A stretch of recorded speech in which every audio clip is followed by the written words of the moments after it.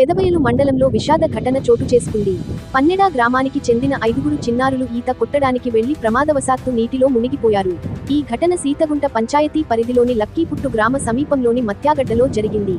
చిన్నారులు నీటిలో దిగిన కొద్దిసేపటికే ప్రమాదం చోటు చేసుకోగా, ఒక బాలుడిని బయటకు వచ్చి సహాయం కోసం అరవడంతో సమీపంలో చేపల వేటకు వెళ్లిన వారు వెంటనే స్పందించారు. వారు పరుగున చేరుకుని ఒక బాలుడిని ప్రాణాలతో కాపాడగలిగారు. అయితే మిగిలిన 3 చిన్నారులు దురదృష్టవశాత్తు మృతి చెందినట్లు సమాచారం.